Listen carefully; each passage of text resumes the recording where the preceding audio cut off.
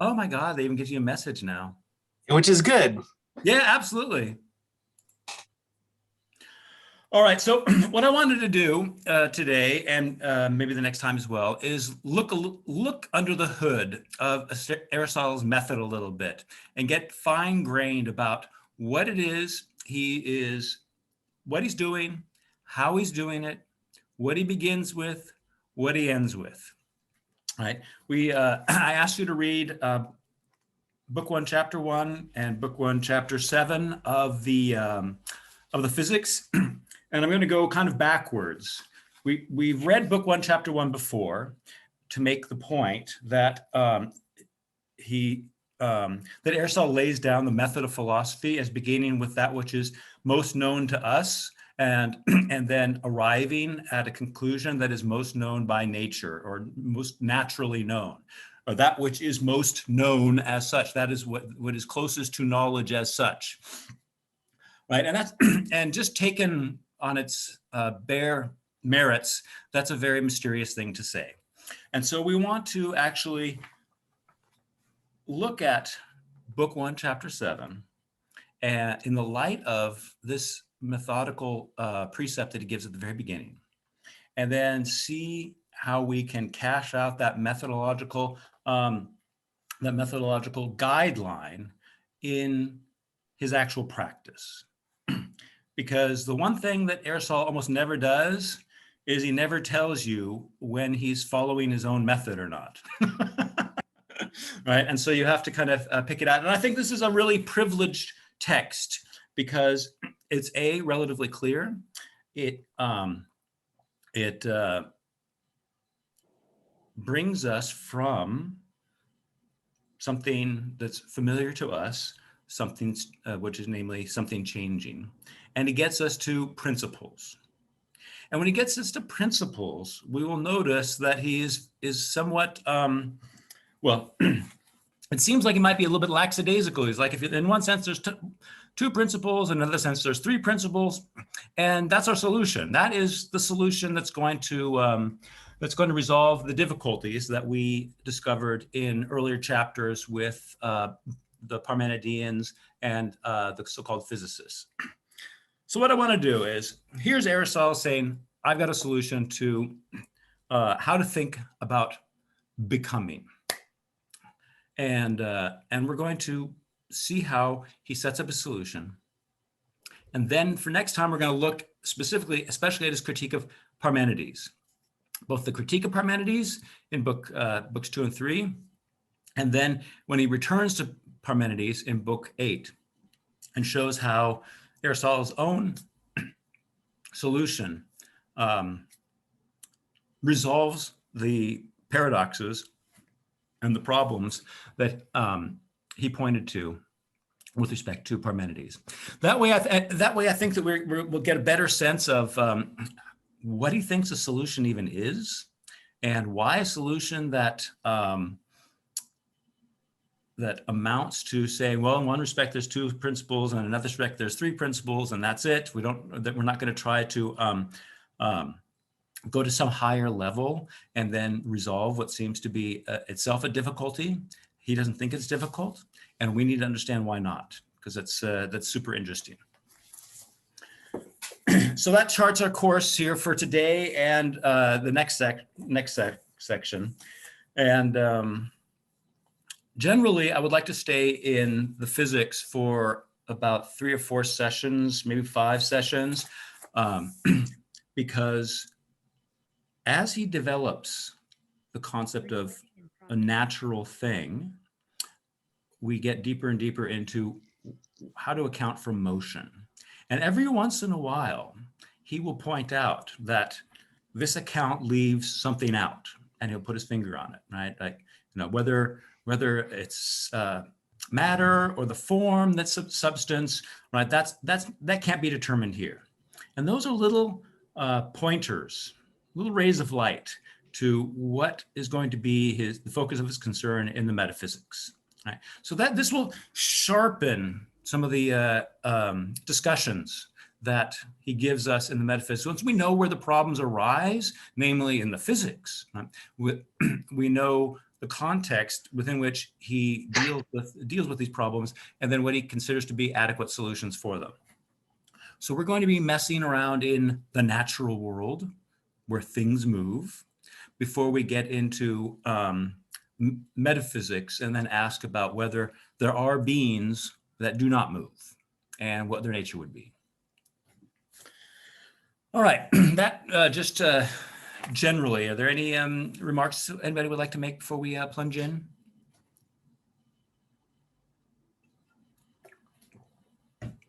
Okay, then let's just do it. And we're just really going to get thick and textual here and pay close attention to what he's doing and try to put our fingers on, what is his method doing? And maybe we can formulate in words, how he makes progress from one point to the next. Hold on a second.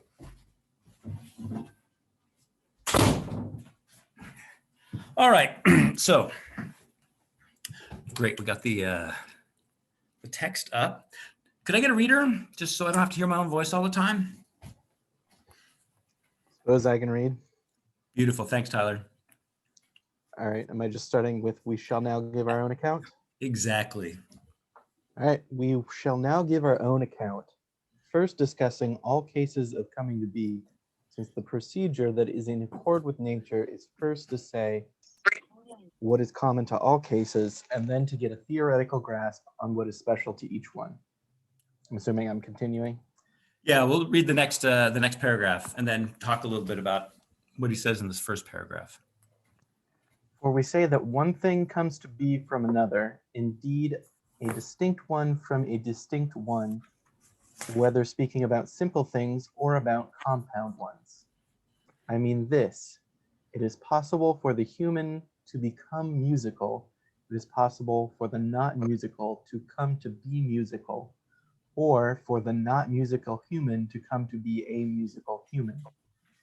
By a simple thing that comes to be something, then, I mean the human and the not musical, and by a simple thing that something is coming to be, I mean the musical. By a compound one, I mean both the thing that comes to be and the thing that comes to be it, whenever we say that the not musical human comes to be a musical human. Okay, great, thanks. All right, so the first thing I think we should notice is he says he's going to give his account, first discussing all cases of coming to be, okay? And then this next paragraph, he starts talking about this one very, very specific case of somebody becoming musical. Musicos can also be educated, so if I slip into saying educated, it just means the same thing, musical or educated. All right, so first thing, how do we account for Aristotle saying first? All right, we're going to get it at all cases of coming to be. And then he just talks about one case of coming to be, as if it were all cases. Who sees a connection? One could just say, well, he's Greek. He doesn't understand scientific method, even though he created it. Maybe he's just primitive. Let me see. I see a couple hands, and I'm not quite sure the order. Just a sec. Participant. Oh, Peter's the host, so we'll let Peter go first, and then Clark. So, well, technically, I think I'm not sure if this is one case or two cases, because he talks about going from starting from a simple thing or starting from a compound thing. Mm-hmm. The musical to the non-musical is the simple to the simple, but the musical human being a compound, both musical and human, to the unmusical human to the musical. So I'm not sure if that's two things or one thing, but that's something. Mm-hmm. But the distinction does bring up the difference between substance that persists throughout the change and something that doesn't persist throughout the change. Right. Okay, excellent. So you're looking at it categorically. You're looking at these sentences in terms of a categorical analysis of these example sentences to show how we might be able to see their generality. They're categorical generality. Is that correct? Yeah, I guess so. Well, that's awesome. Okay. I think that's not only awesome, that's very important. It wasn't what I was thinking of, but it's very relevant. So let's keep that in mind. You see, I got Clark and then Garth. Yeah, just following up on Peter, it seems to me, yeah, we have a substance that is not changing, and then a property of a substance that is changing. So something's happening about form here. There's form and matter, right. and form going from potential to actual in one sense, but not in the other, maybe. I don't know. Oh, no, Something about, yeah. No, Clark, I think that's beautiful, because it's really, really focused on on Aristotle's own conceptual framework. And so I love the fact that that we're not veering from that. Now, what I want us to be aware of in our own method is we have to understand his concepts as being the result of the analysis.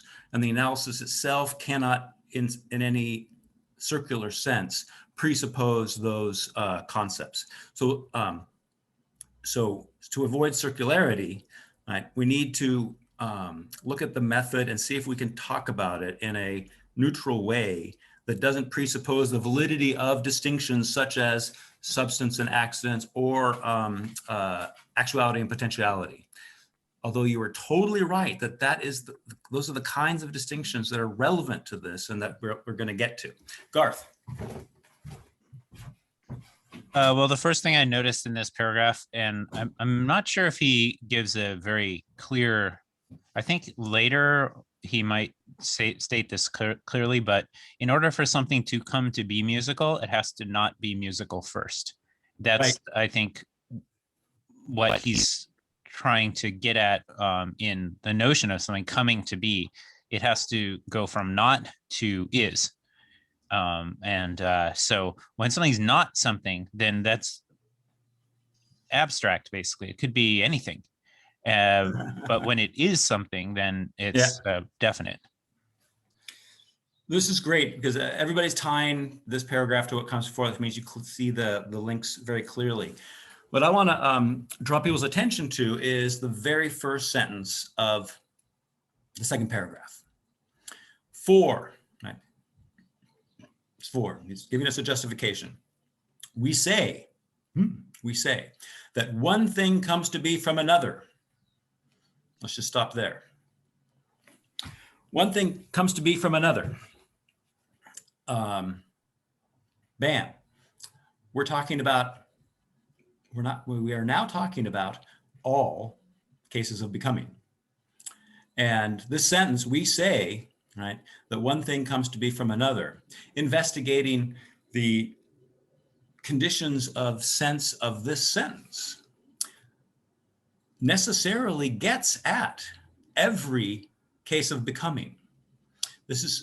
So we don't need, so what I liked about what everybody was saying is you were staying on a conceptual level and you weren't resorting to experience or perception or something like that, or some kind of induction for Aristotle to get from this general claim, I'm going to talk about all cases, to what seems like a more specific claim about becoming musical. But I just wanted to really dig in just for a second on this idea that we say one thing comes to be from another, and indeed a distinct one from a distinct one. Something comes from something. That thought, I'm calling it a thought, that propositional form, if you want to use that language, is what we're talking about. And we can cash that out in any common usage of the word, of the phrase, something becomes something, right? Johnny becomes musical, right? The bronze becomes statue.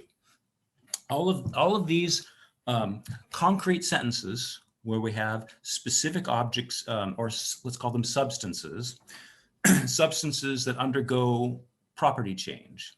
They're all instances of this one universal linguistic form, or is there a better word than linguistic form? This one formal concept. Something becomes something, or something comes from something.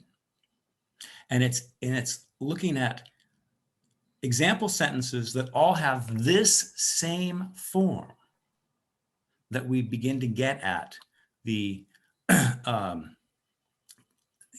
principles that structure our understanding of what becoming is. All right, I'm gonna put a semicolon there and let Peter jump in. I'm not sure if I heard you correctly, but when you were talking about something comes from some other thing, it sounded like you implicated maybe there was a substance underlying something that came from another, but that doesn't seem, I'm not sure if that's what you're doing, but No. the case of the musical coming from the unmusical doesn't seem to be a substance case. Right. No, absolutely. What I want to say is we get at substance as we get at substance by looking at judgments, at predications. And we get at becoming by looking at sentences that all have the same form. Something becomes something. So that something becomes something is like an algebraic expression, right? We got X becomes Y. And something becomes something, X becomes Y. This only has content, this only has a reference when we insert something in there for X and insert something in there for Y, so that we get then the human becomes musical, or the bronze becomes the statue.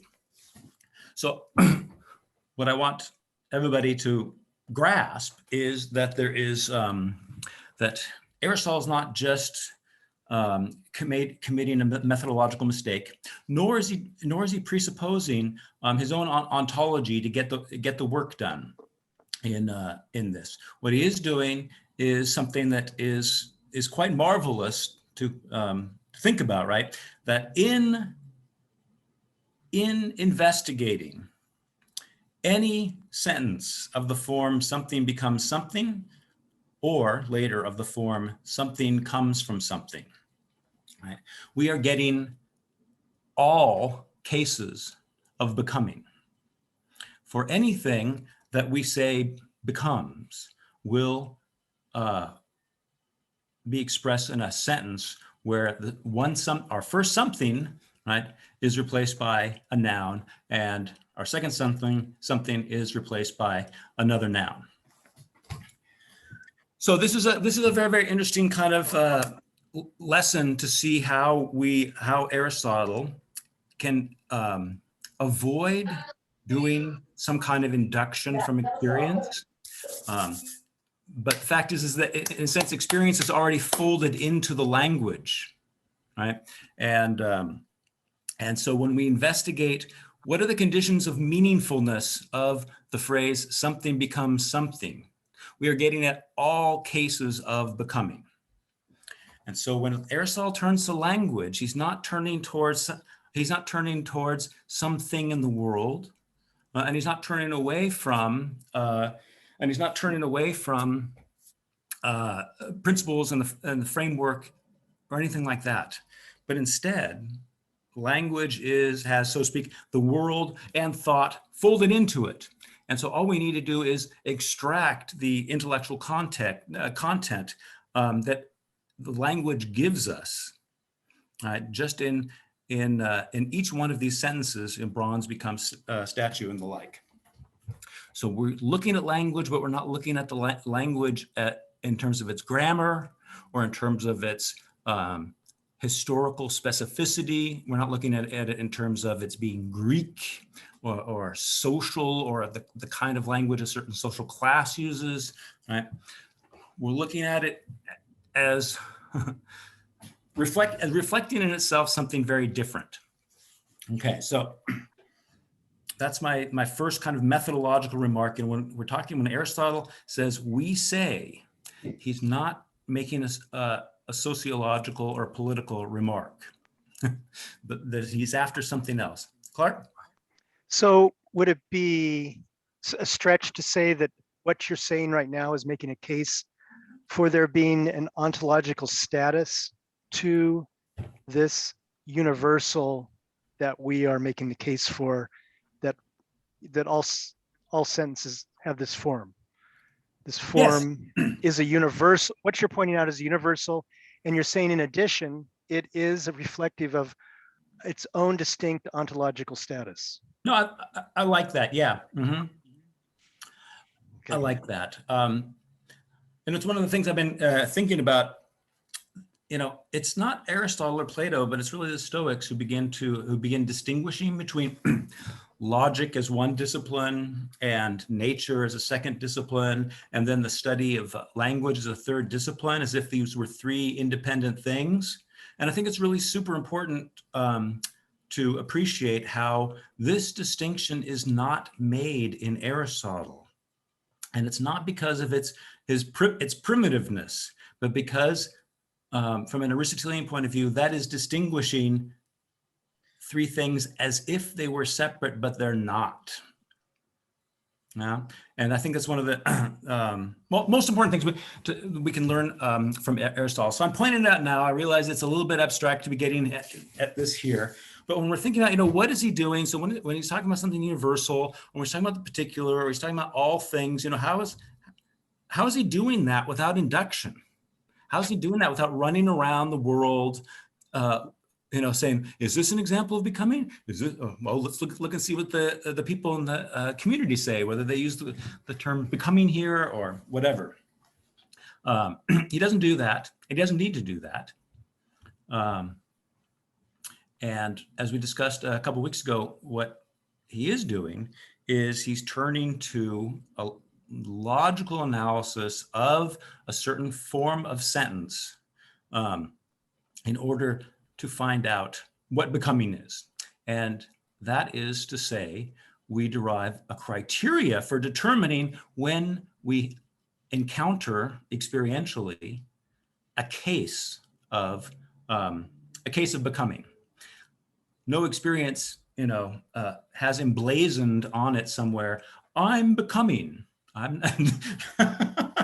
Right. You need a criteria. You need a way of you need a concept of becoming, and then the question becomes, well, what is that concept? What is the norm or the criteria we appeal to when we say that X is a case of becoming, but Y isn't? And so that's what we're doing here. And so my point again is to get us to notice, how does he do that, and why is this a viable method? And I'm trying to make the case as to why. All right. So. Can I jump in for a second? Oh yeah, please, Ed, anytime. It sounds like part of what you're saying is when he says, for we say, he means to say, by we, he doesn't mean Greeks, he means speakers. Excellent. Yes. Yes. And even better, knowers, which is more fundamental, but yes. Something becomes something, or something comes to be something. That is what we're trying to understand. And then we do that with some example sentences. Right. Okay, awesome. Philip. So he's not saying, you can't summarize him by saying, he could say there is time. And so with one comment, and he could, or when I first heard you speak, I thought, oh, what he is saying is that change implies continuity. So there's kind of two different comments, but they're right. Connected. So I don't see any reference to continuity, but you're right, it does come up later in the physics. So maybe you're seeing something that that I'm not, because I'm focused on other things. Well, but change implies continuity. I think that is equivalent to becoming implies substance. I'm not sure about that. I want, keep that in the back of your head. And when we get further into this text, see if that works. I have a feeling it might be a little bit apples and oranges, but maybe not. Aristotle's tricky. So, and what was your first thought? So the statement, something becomes something, isn't that a logically equivalent to the statement, there is time? Well, I would say that they're not logically equivalent, but that that time is a condition of the possibility, or it's a condition of something becoming something. So something becoming something implies time. I would say definitely yes. So it implies time, but it actually doesn't imply space. It does not imply space. That's correct. That's correct. Okay. Although there are changes of place, and so a natural philosophy that studies things in motion, or things that change and change places, one kind of motion, right? So a science of nature will be responsible for thinking about space and time. But you are correct that time is more is necessarily related to something becoming something, whereas space is a special kind of becoming, or a change of location. Does that make sense? Yeah. Okay. Cool. Yeah. I think Sorry. I think we think of movement as involving velocity, Mm-hmm. and he says no, not necessarily, because velocity involves both space and time. Right. So these are now special cases of a more general concept that he's developing. Versus the unmusical versus musical, that only involves time. Right. Okay. Okay, Nick. Thank you. Yeah, I'm kind of still behind, and I'm still trying to parse the statements. The last two statements, the meaning of simple and compound, I could use some help on. And so let me just read. By a simple thing, that's the second to the last statement, line 35, I think. By a simple thing that comes to be something, then I mean the human and the not musical. So these are two things, the human and the not musical. The way I'm reading this is that the human is just one simple thing, and the not musical is another simple thing. These are both. And by a simple thing that something is coming to be, I mean the musical. Okay, that's clear. Now, then in the next statement, he says, by a compound one, I mean both the thing that comes to be and the thing that comes to be it. Okay, the thing from and to. All right, that's clear. Whenever we say that the not musical human comes to be musical human. So the compound thing that he's talking about is the musical human. Yes. That's becoming another compound thing. The not musical human becoming the musical human. That's right.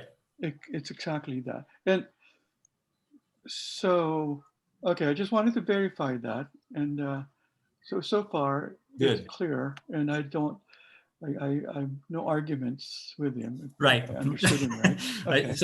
So this is just like a classification exercise, right? It's going to be important for him. He's going to say all becoming is the becoming of something compound.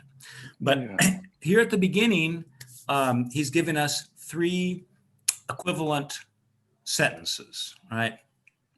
The human becomes musical, right? The not musical becomes musical, or the unmusical human becomes the musical human, right?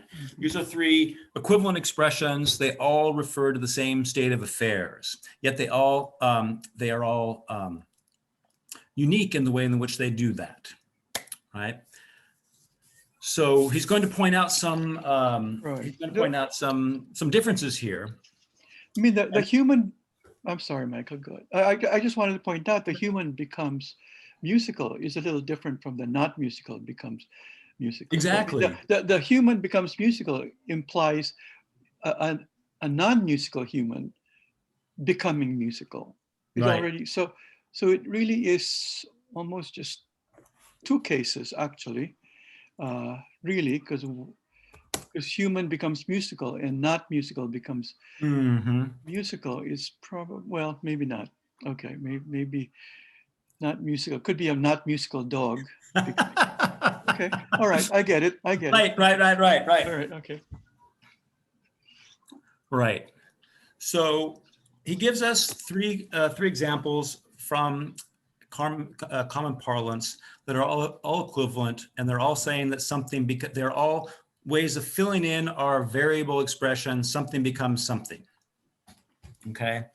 And now he's going to, and he's working towards understanding the unity of becoming, or whether there is such a thing. Because the fundamental question of every Aristotelian investigation is are the terms we're using said in many ways? And if they are, how do we distinguish them? Or are they said in one way? If they're said in many ways, we're dealing with a homonym. And no statement can be true or false if, or no judgment can be true or false if it employs a homonym in its framework, in its structure. So we have to work our way to the level at which we can say something that's true or false.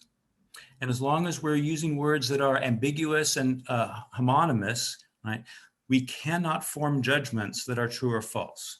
So we have no hope of acquiring knowledge until we get our language cleaned up.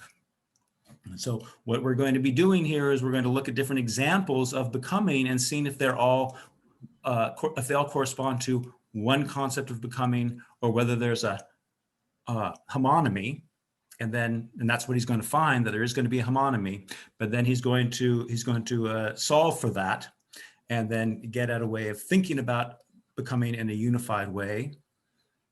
Yeah. Okay. Good. So that's enough foreshadowing. I hope that helps. At the beginning.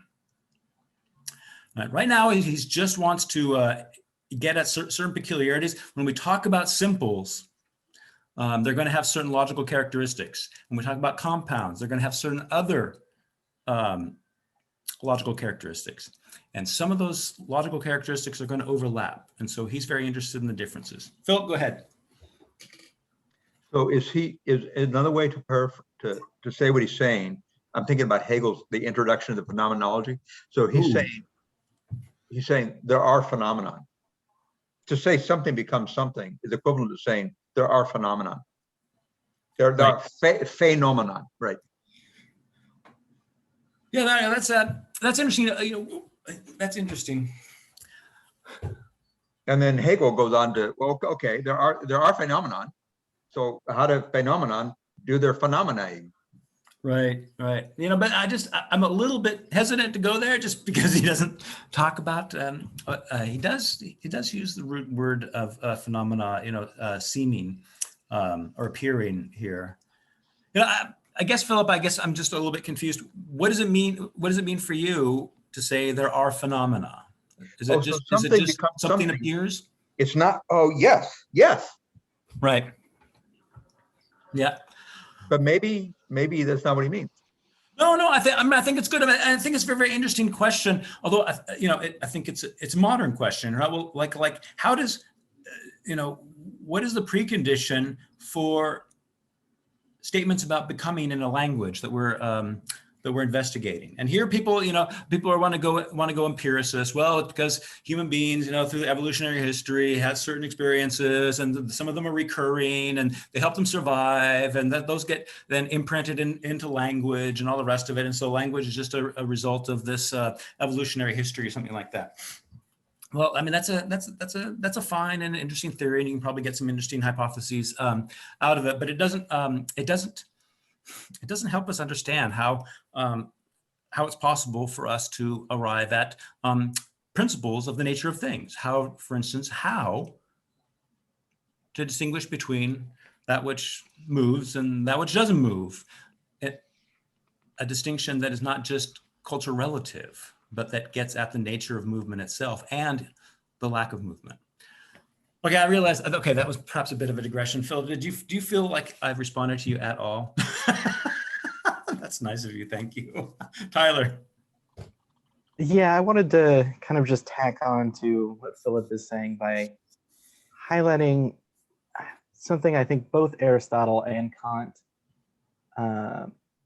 have said in different ways, which is that when we give accounts of things, we're bringing something to a content that is not derived from that content itself, but the way we think it.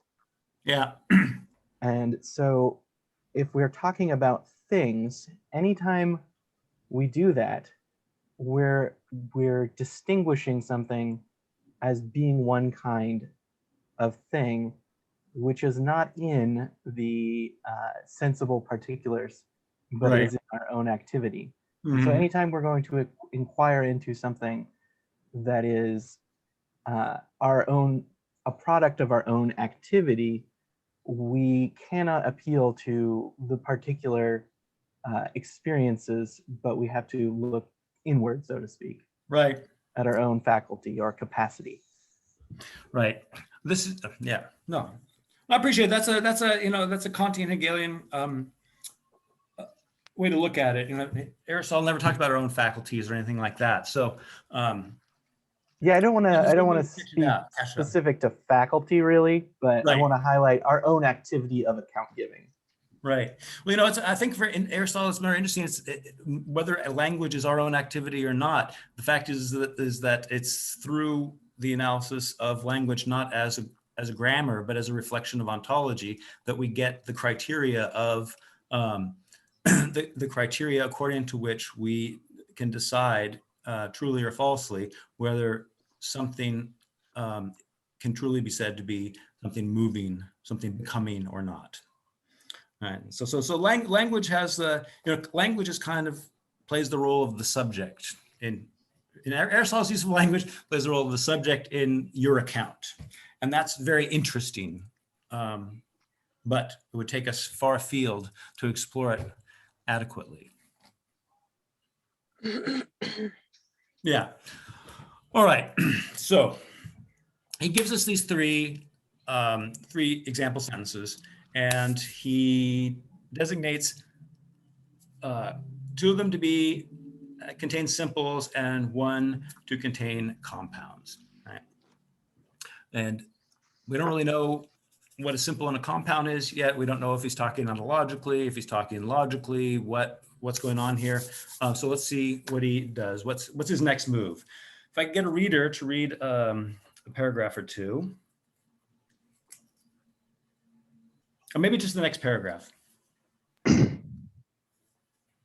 Sure, I can do it. Beautiful. Thank you, Clark. I'm looking on my iPhone here. It's okay. kind of small. Where did we end up? I'm sorry. It's highlighted here in some. Oh, it's highlighted. Got it. Okay. In some of these cases, we say not only that this comes to be something, but that it comes to be something from this. For example, musical from not musical. But we do not say it in all cases. For musical does not come from human, but rather a human comes to be musical. Awesome.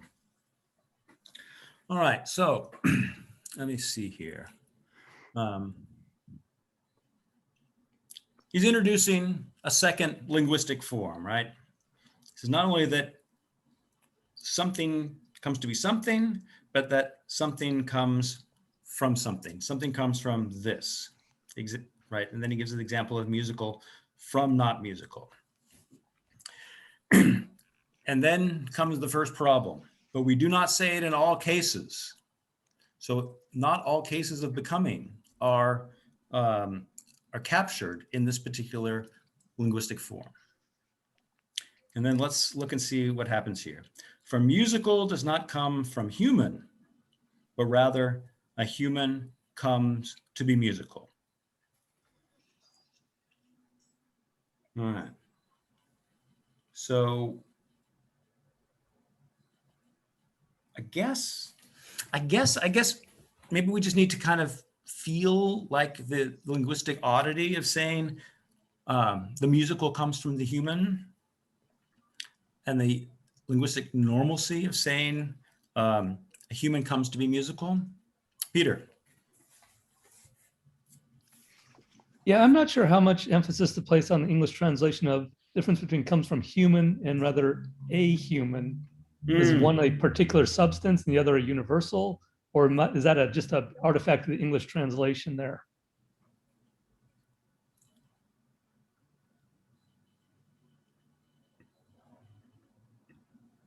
Which is the artifact? Well, in one case, it's because, what is it? The musical does not come from human. Human could be understood as a universal, not a particular thing, but rather a human comes to be musical. Some particular human becomes. Okay. Is that artifact in English translation, or is that in the Greek? I'd have to look it up, but I don't think that it's relevant to but maybe it's relevant to understanding what he's ultimately going to say.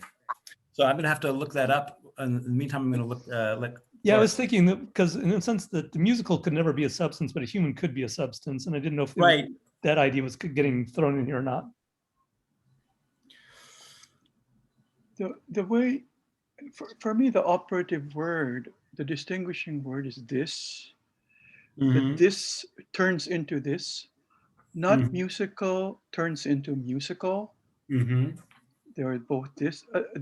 This human turning into musical. It by itself doesn't have any meaning. A human can become musical, but a human turning into musical doesn't. This human, this turning into another type of this is they're not opposites. They don't transform into each other. So you're saying that it's like the difference between a musical on both sides versus a human and a musical on the different sides. Yeah, right. They're different beings. They're and they're contraries, I think, is the word you were looking for musical and non-musical, because not a contradictory, but that's right. So it's correct to say that human becomes musical, but it's not correct to say that musical comes from human. Right. So comes from has a different content. It's not a complete synonym to something becomes something. Something comes from something is not completely synonymous with something becomes something. So now we have this ambiguity, and the question becomes, right, is this concept of becoming now homonymous? Is it ambiguous? Are there two different senses that need to always be kept apart? And he casts a little bit of doubt on that right away by saying, that we cannot say this. We can say it not in all cases. So there's going to be some overlap and some without the overlap, and we have to investigate. Why is this and why is this ambiguity happening? Right? There's something about from. Right? Something about prepositions that are philosophically loaded and bring a different comprehension of the phenomena to bear in our linguistic usage. Clark, you've been patient. Go ahead. When he's saying for musical does not come from human, is that human in this sense is a form or a universal, right? It's not any particular human. It's talking about the essence or the universal of what what saying human speaks to. Well, or something. And then and then there's a property, musical, a particular human can take on the property of musical or something. Yeah, I don't know. Right. Okay. But if you listen to how odd that sounds, Yeah, no kidding. And what he's going for is not the odd philosophical constructions that might come about through linguistic analysis. But right now he's just looking at, language lets us say certain things.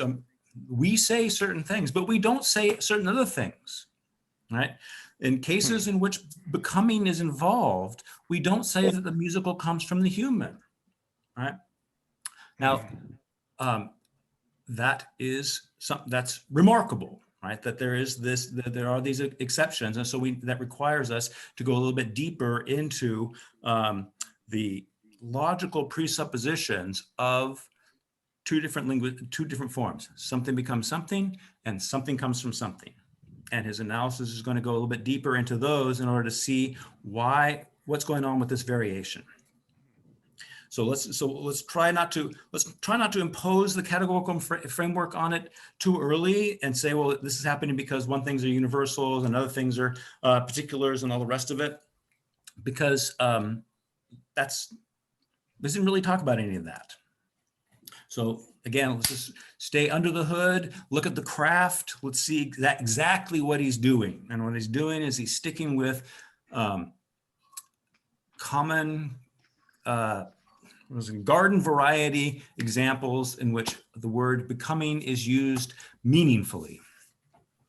And then he's noticing that not all of these uses of becoming employ the same set of preconditions, because otherwise there wouldn't be these asymmetries and these differences where you can say you can use it becoming in one way, but you can't use becoming in the other way. So Adam Sandler, you had your hand up very patiently for a moment. Please respond if you want to. I read a book called The War of Art, which I guess is a play on the art of war.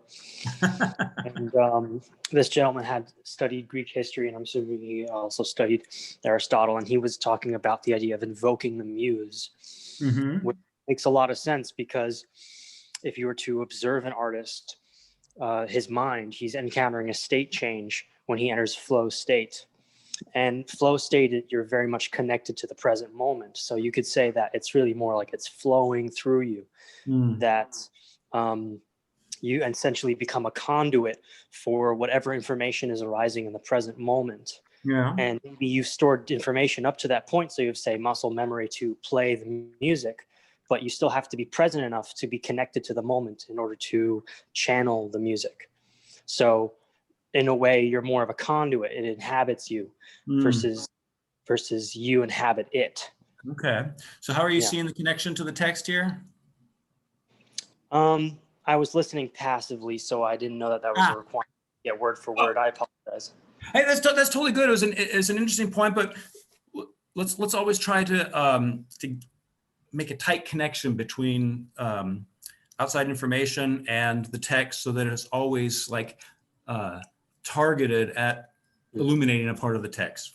Yes. Well, I guess leaning back into that, then, Cool. I believe within the text it was said that you cannot refer to music as coming from the human in some way. Was that how it was? Right. Right. Well, not music, but the musical. Right. The musical does not come from human. Right. And he's going to point out that these come from phrases are generally used when that which how do we say this? Right. In becoming, we have that which you start at and that which you end with. And what you start at is the coming from. So what I want to say, but very clumsily, is that thing that from which something comes disappears in the result. Right? So what you start with disappears in the result. The Latins have this nice phrase, and it's helpful, so I'm going to introduce it here, right? They have the distinction between the terminus ad quo and the terminus ad quem, right? The term from which you begin and the term at which you end. So I'm going to find it easier to employ that terminology to get at these two, the beginning and the end of a becoming. So Aristotle is going to point out the terminus a quo disappears in the terminus ad quem, right? But the human doesn't disappear when the human becomes musical, right? So that's what's interesting about these coming from statements. So just if you keep that in mind, that when coming from is being talked about, right, there's this logical dimension to it that the terminus a quo disappears in the result, right? But not everything disappears in the result, right? When the human becomes musical, the human doesn't disappear. Okay, so that's, so to speak, we're getting at this logical difference. All right, cool. So let's see where Aristotle takes us next. So he's given, so to summarize, he's given us these two logical forms. Something becomes something, something comes from something, right? They're both ways in which regular language employs the notion of becoming. But they're not equivalent. They're not completely equivalent. Just I have a, let me see. Wait, so can somebody tell me when I'm in full screen in Zoom how I reduce it? Because I want to go grab one of my little snapshots. Is it just escape? Oh, okay, got it. Never mind. Sorry.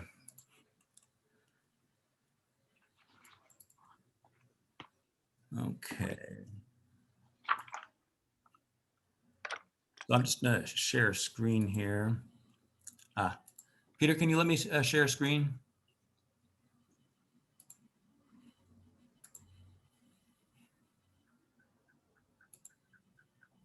Okay, awesome, thanks.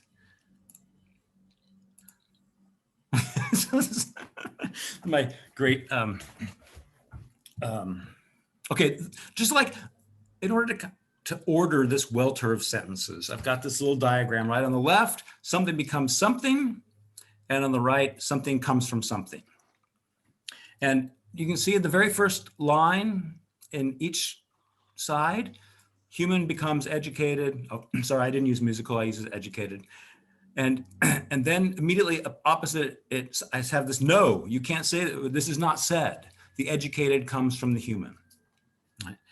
If you go to the next line, you see that the uneducated becomes educated, and the educated comes from the uneducated.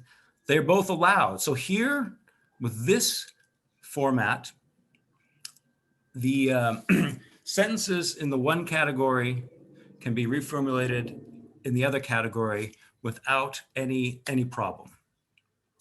So the next line, we've got an uneducated human becomes educated. That's compound. And we can reformulate that. An educated human comes from an uneducated human. That works. So here we have this equivalency between these two categories. And then finally, at the bottom, he's going to introduce this soon. We have to the right, a statue comes from bronze. That's a standard use of language. But what is not a standard use of language is bronze becomes the statue. So at both these points where I have no, that shows that these two categories are not completely equivalent. And those no sentences are what is going to cause or occasion Aristotle to dig a little bit deeper into this question of what are the principles of becoming? Is there a unified concept expressible in principles that that would be the philosophical concept of motion? Tyler, go ahead. Yeah, in the second case where we say the educated comes from the uneducated, we're using the uneducated in a different way than we're using the human, which is the uneducated is not being treated as an essence, but a relation to an essence, or a relation to a concept rather than the concept as such. So the human or the educated are each distinct concepts but the uneducated is simply something's relation to a concept, which is that it does not partake in that concept. So there's a different way we're treating the I guess the subjects of these sentences. Well, is that, is your point, did your point hold for all? I mean, I think part of the point of this table is to show that regardless of where in the table of categories, where the subject and the predicate fall in any of these sentences, some of them are equivalent to one another and some of them are not. So there are sentence types like the bottom right that where you can only use something comes from something. You cannot use something becomes something to express the idea. A statue comes from bronze.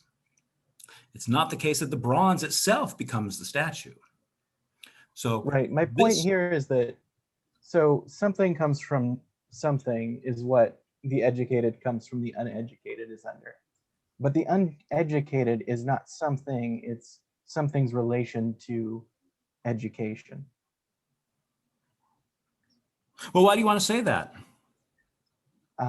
Because what it is to be uneducated implies a relation to the educated. And so the uneducated is not a simple something, but it is something, it already presupposes something's relation to another thing.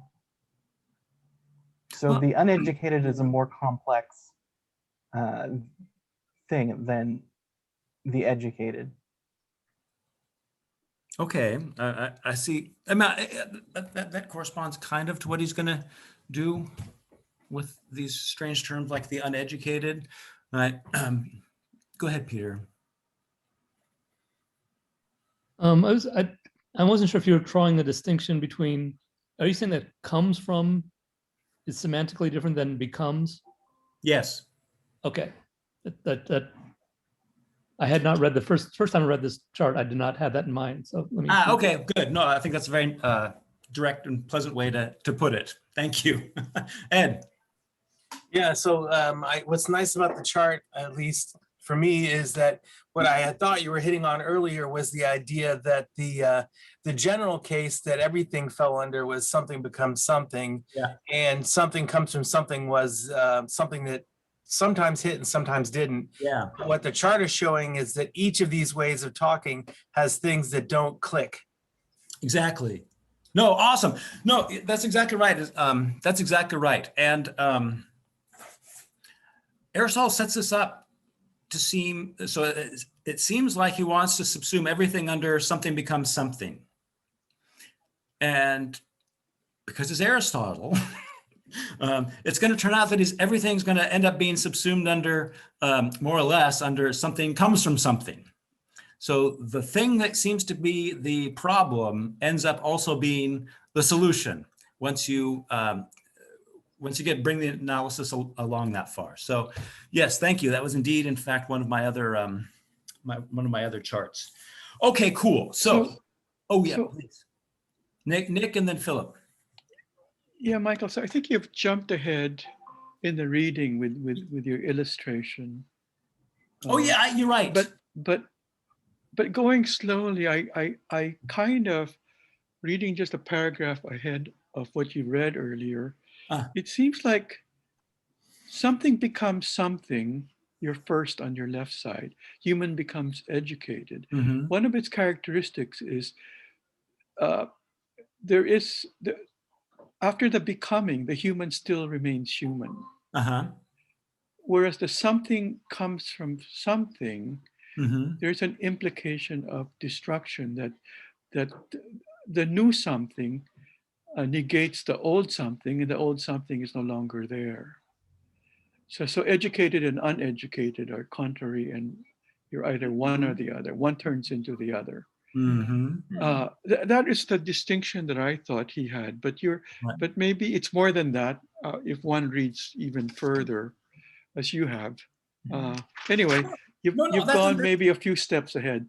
So I didn't mean to. I'm trying to go as slow as I possibly can, okay. but I appreciate anybody slowing me down because, slow is always better in philosophy.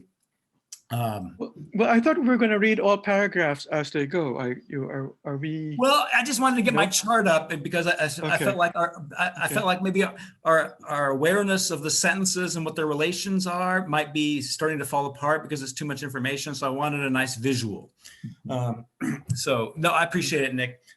Philip. Okay, thanks. Yeah, I'm thinking about mediation here. So, and as you know, I've been thinking about what is the ontological status of mediation. So here's where I see a mediation appearing. Is this the syllogism we have? Something becomes something, and that it looks like the mediating term is the becomes, and therefore, if we're going to talk about movement, we're going to talk about mediation. And if we talk about mediation, we've implied movement. I mean, this is Hegelian discussion, obviously, but. Sorry. So how you were using, how mediation creeped in here is still a little bit opaque to me. Right. So what is the something becomes something? Right. But what is the relation between those two?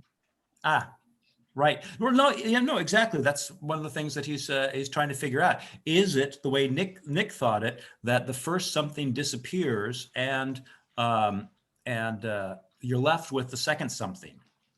That thesis, that hypothesis is immediately refuted by the first sentence, right? The human becomes educated, but the human doesn't disappear. So disappearing is not, or the disappearing of the first term or the first something is not what's characteristic of all of these sentences. So the third term, the thing that mediates between human and educated, where is that? Or is that not logical? Is that something Hegel adds on top of Aristotle? Or is that implied at this point? Is it already present at this point? That's what I'm driving at. Well, a syllogism is three assertion or affirmations in a special order. And here we're only dealing with one affirmation. So we're not at the level of syllogism yet. Yeah, exactly right. So the middle term isn't relevant yet to what we're doing. Aristotle is just inquiring into what is it that we understand about about becoming that is implied in any sentence of the form something becomes something. All right. So does mediation what's the content of that? We know what the words are. We know what the words are. We know what the grammar is. But what's the content of that thought? If I use it, what do I understand in using it? So we're trying to make explicit something implicit, right? We're trying to bring out the inner structure, the inner logical or ontological structure of becoming by comprehending what it is I understand when I meaningfully employ a sentence of the form, something becomes something, or something comes from something.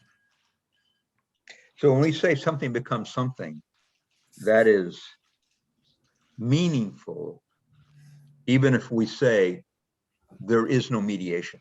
Right. Is that, I don't know about that. Well, I don't know how to understand something becomes something without understanding. Can I add something? Please, Tyler, go ahead. I don't know if this is going to help, but I'm thinking somewhat in the direction of Phil here, I think, because of the un here being a negation. And so all negations presuppose a sort of mediation. So it may not be helpful to explore that at this moment, but I just want to sort of defend at least part of what I understand Philip to be saying. Well, if I can just add that Philip's dead on that mediation is going to be incredibly important here because the whole comes from something, right? There's something that's mediating this transition from something to something, right? So that from is already putting its finger on the middle term. But the middle term is not apparent in the linguistic expression, something becomes something, right? Or something comes from something. Neither of those evince the mediation. So we will find out that that mediation has something to do with the different ways in which the underlying subject function. One thing we can say is that they can be thought together, otherwise we cannot be concerned about becoming. So they must have something in common already. What has something in common? Anything which becomes something else Right. has something in common in that they both can be thought as things that are in relation to each other in a thought. Yeah, no, that's true. I mean, I want to beware of, and I know you're not doing this, Ty, but I don't want this to go into like everything's related to everything kind of, kind of, I don't know, ontology or something like that. I know you're not doing that, but he's not bringing in relation, and so the question is what function does it serve to introduce this concept relation here? So let's move. Michael, okay, great. But Go Tyler, ahead. I'm gonna let you respond to my question because it was a challenge. Yeah, I think one of the important relations here, which I know you're saying don't bring relation into it exactly, but account giving itself presupposes relations. Right. And it is a way of relating things to other things. Right. And so I think there are ways we can attempt to relate things in language that are ambiguous and undermine our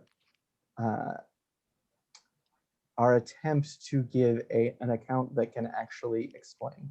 Right. No, beautifully said. Thank you. I think that's exactly right. Right. And so I appreciate what you're doing because you're bringing us always back to the fundamental level of predication, and that all of Aristotle's philosophy is like that's the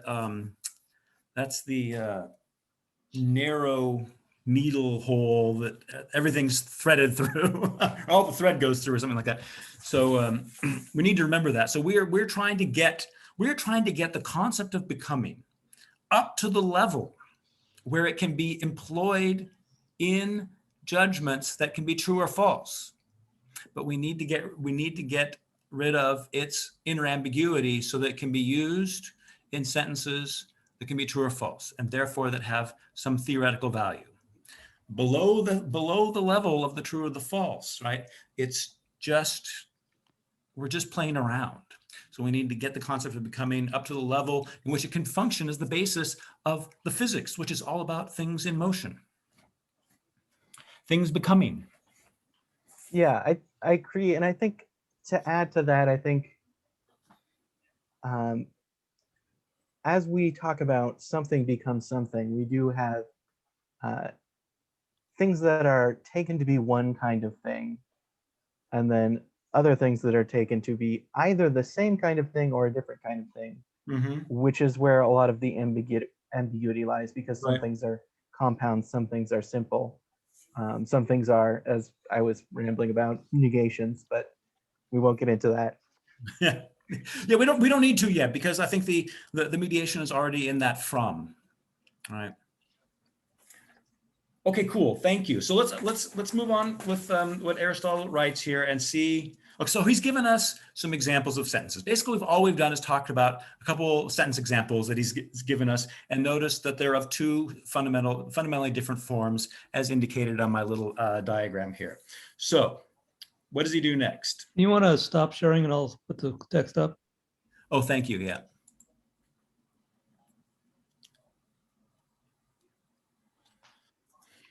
All right, I'll start reading here, just get things going.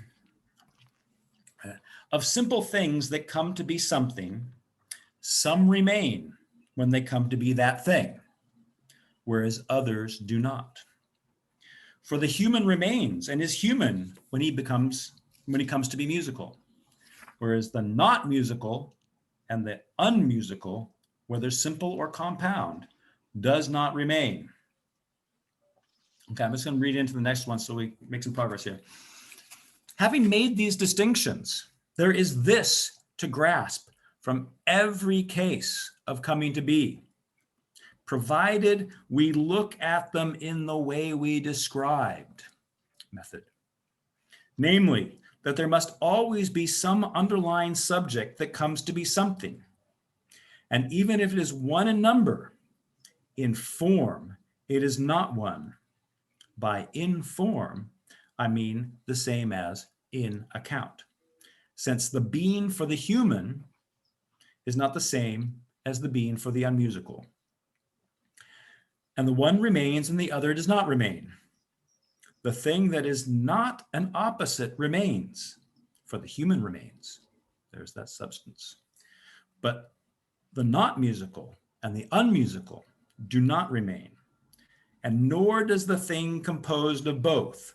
For example, the unmusical human. There's a lot in that paragraph, and we're not going to probably be able to plume all its depths, but let's start scratching at the surface a little bit.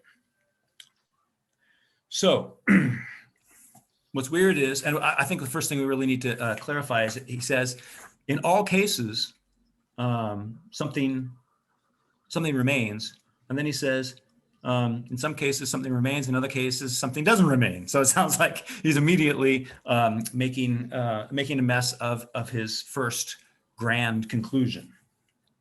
So let's see what's going on here.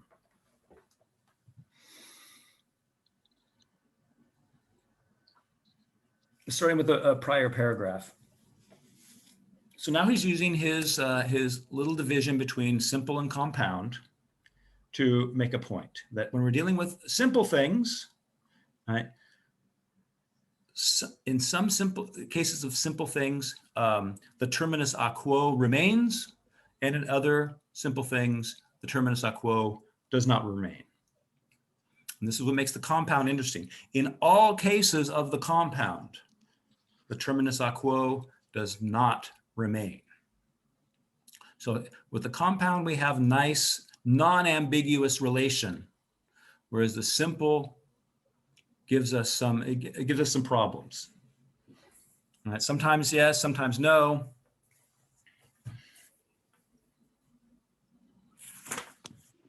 Can you repeat what you just said, Michael, about a quo? And what does a quo mean again? Oh yeah, sorry. Terminus a quo? The terminus a quo means the term from which, or the beginning term. Right. So I'll use beginning and end terms to make it a little bit more clear. Right. So with the compound, in all these compound phrases, the beginning term disappears in the end term. So we start with the unmusical human. In the end term, there is no unmusical human anymore. There is only the musical human. So here, the beginning term has disappeared. And that is the case with all compound terms. With simple terms, there's ambiguity left. Sometimes the beginning disappears, so the unmusical becomes musical. There is no unmusical left. Sometimes, wait, do we have an example for this yet? Sometimes the first term disappears, sometimes it remains. All right, with the human. All right, so the human becomes musical. The human remains in the end product. So the first term remains in the final term. Tyler. Yeah, I was just going to highlight, he says here, by in form, I mean the same as in account. And I think the remaining pertains to whether it remains in the account. Well, okay, let's see that.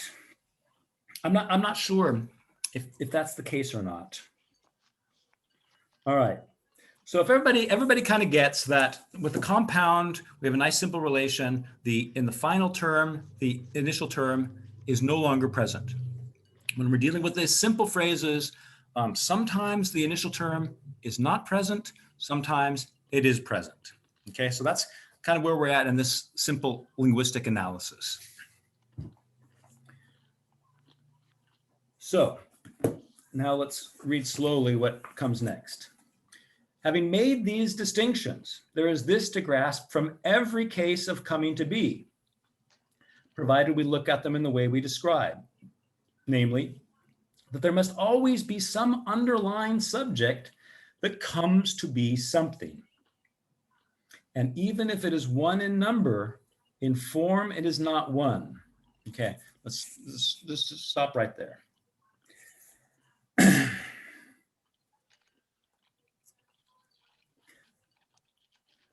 I'll continue a little bit. Even if it's one in number, in form it is not one, since the being for the human is not the same as the being for the musical. And the one remains and the other does not remain. Okay, so there's always an underlying subject. Okay, first claim.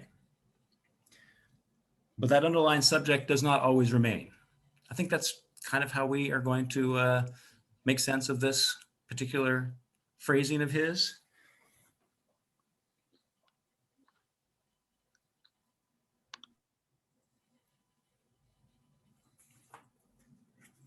Let me see here.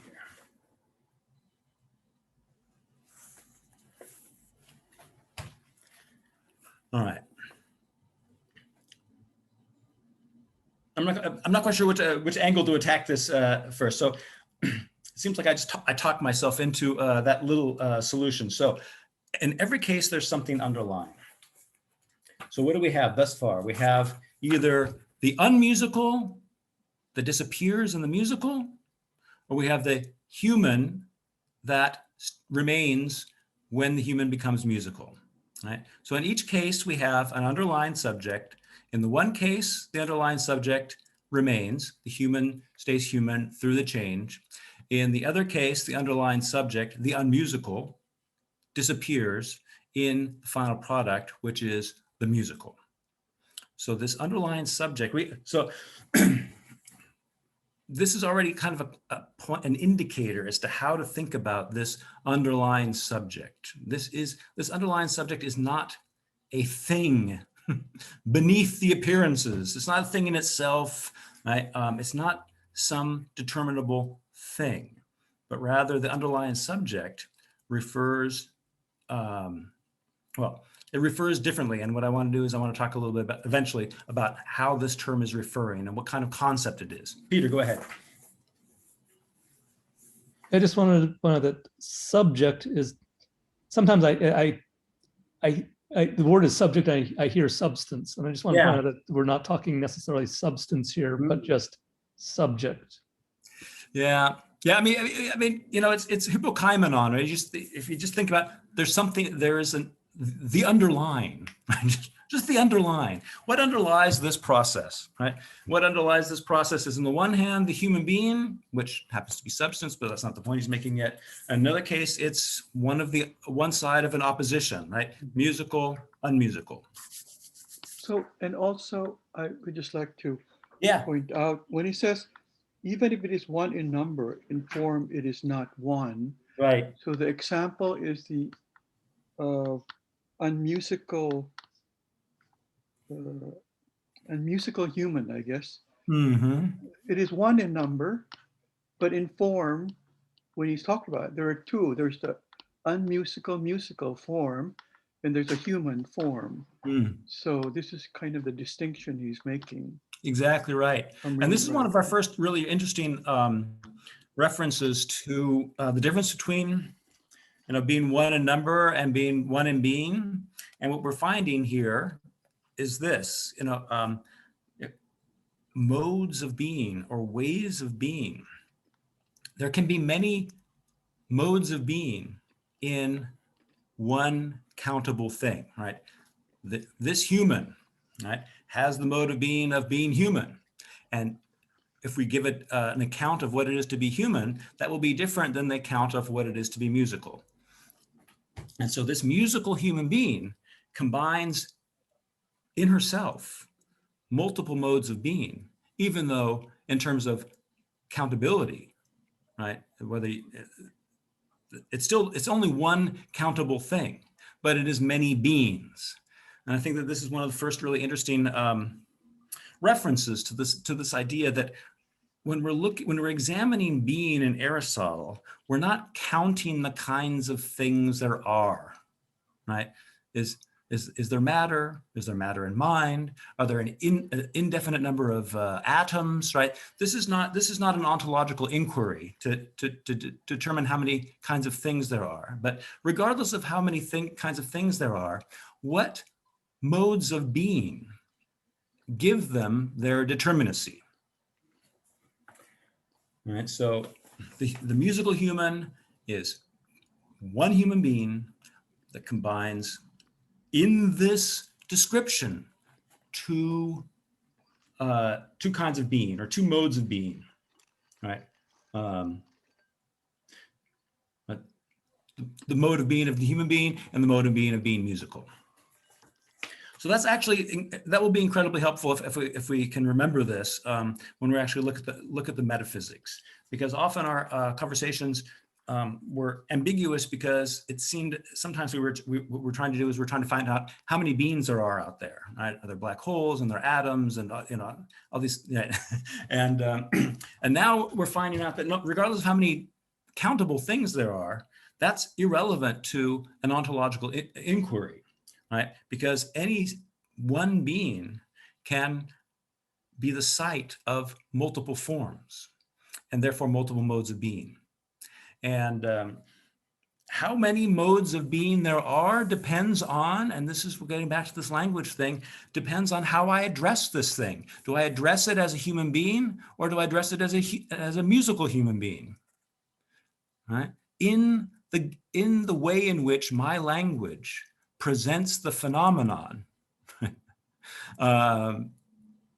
depends on the modality, the number of modalities, or the kinds of modalities of being that are given depend on how I address this thing. And so here again, we see this really tight connection between language, not as a social construct, but as a reflection of the ways of being of things.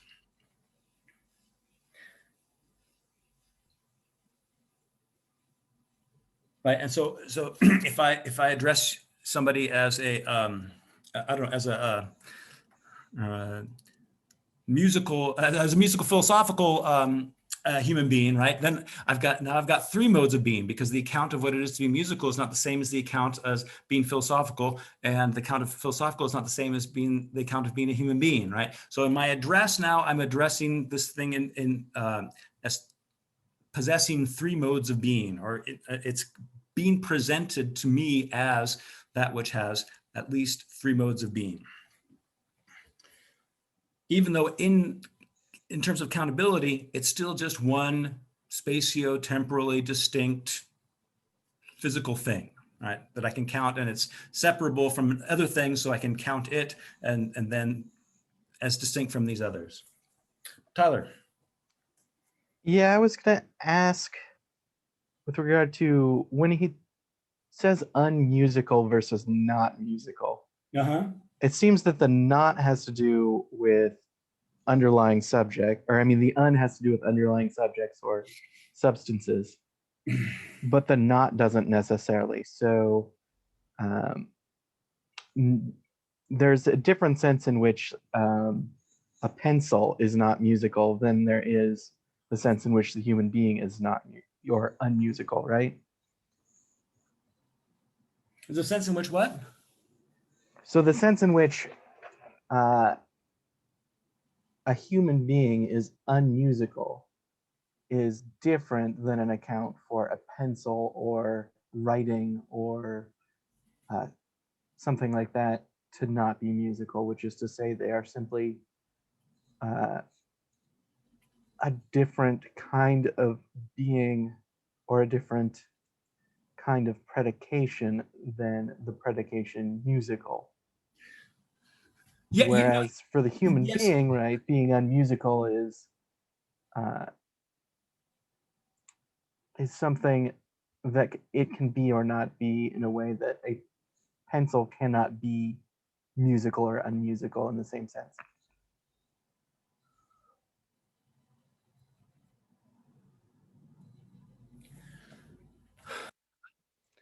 I mean, I want to say yeah, but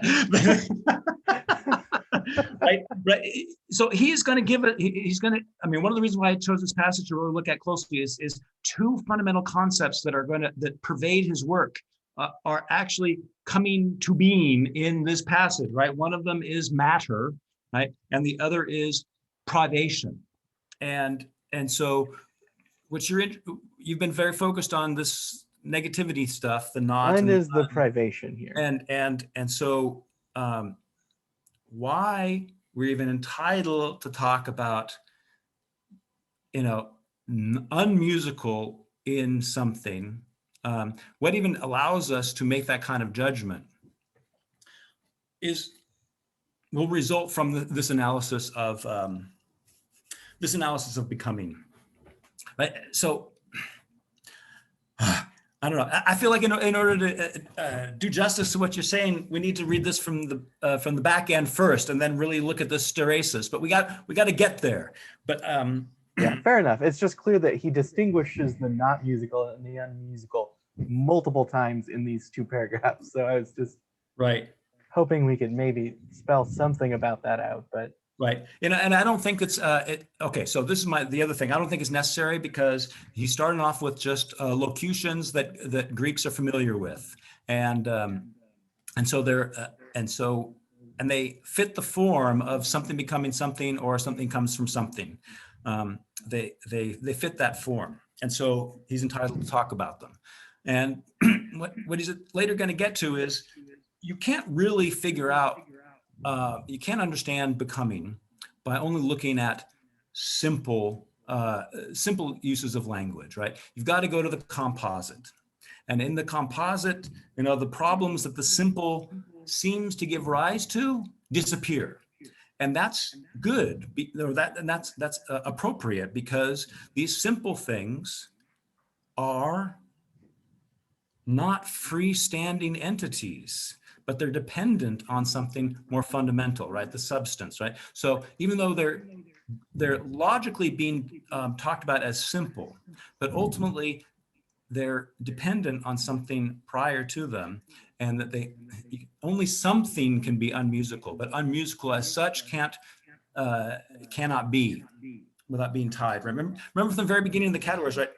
We got to the insight. For anything to be something is to find itself in dependence relations. And here we're starting to get a little bit more fine-grained about those kinds of dependence relations.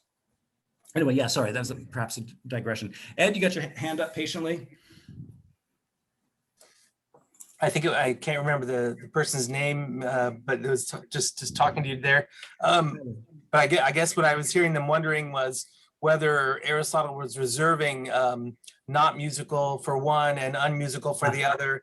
And kind of when I'm thinking ahead, again, like you said, this is all in a box that we kind of need to put on a shelf until we get to it.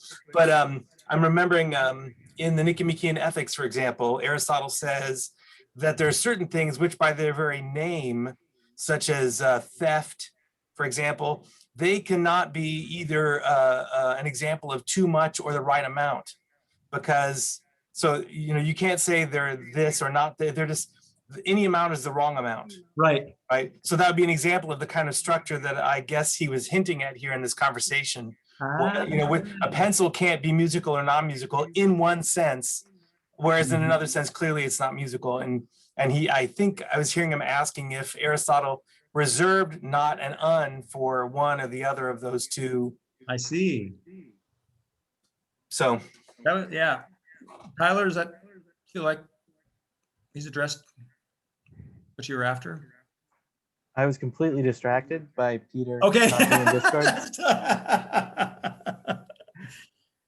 Yeah, that's very, very interesting, and I think it's absolutely correct, right? And but that will bring us to the relationship between the actual and the potential, and that everything that's potentially something is defined potentially in terms of actuality, and so I don't want to get into that yet, but so it's Okay, only, yeah, it's that only, does it's only sound roughly right.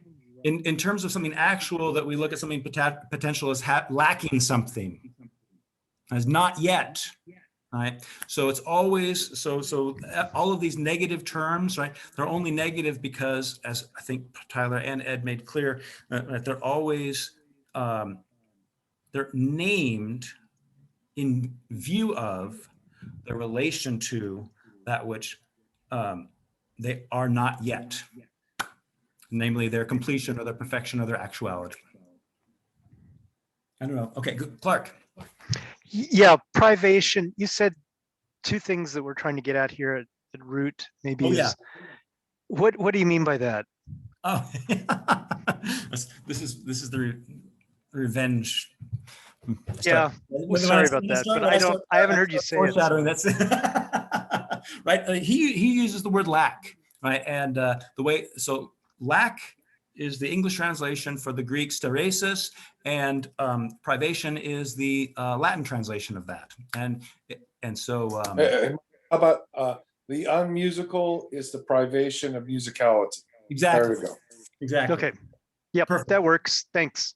Yep. All right. So the last part of this paragraph, right? The one remains and the other does not remain. The thing that is not an opposite remains, right? The human remains. But the not musical and the unmusical do not remain, nor does the thing composed of both. For example, the unmusical human. Right. So in becoming,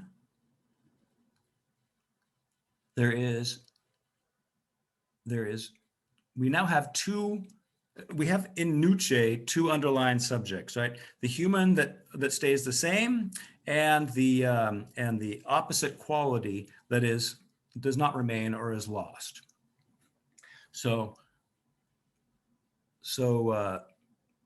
both of these are what he calls the underlying subject. Okay, but in different senses, and this is starting to get at what's interesting about the concept of matter, right? There is no just one fixed referent for the term matter, right? There is no thing that is matter as such. But depending on how something is addressed, the way in which it's made present in language, depending on that will be the relevant sense of matter that we will need to understand its becoming. So matter is not a thing out there. It's not a thing in here, right? It is a functional term for analyzing a specific event of becoming, and depending on how that event is brought to language, what's the matter of it will change, and that's one of the things I want to get at this, right? Because we've had some difficulty understanding what the four causes are in the metaphysics, and so this is a great opportunity to look at one of those causes, the material cause, and see the way in which it becomes a philosophical term, and the way in which it becomes a philosophical term. And the way it becomes a philosophical term is not to point out a constituent of the world, but a constituent of the analysis, right? It's part of the method of analysis of the becoming of something. So Kant will call these reflexive concepts. That's kind of what I want to get at, is the matter is a reflexive or a functional concept, and it is not an ontological concept. There's no thing in the world that corresponds in a univocal manner to matter. Okay.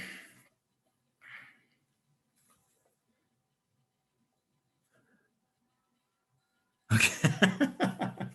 All right. Let's read a little bit further. We got another 20 minutes to plow through some more of this. So I think that at the beginning, this is a welter of sentences, and he's going to start bringing some clarity into this eventually, right? So we've moved from looking at sentences to looking at what remains, right? And his first conclusion is that there is always an underlying subject, but the underlying subject doesn't always remain in the finished product. So here our underlying subject is not something like a substrate that is preserved through change. So the unmusical doesn't exist when the musical human being happens. Right. Exactly. Not only does the musical disappear, not only does the unmusical disappear and the not musical disappear, but the unmusical human and the not musical human disappear as well.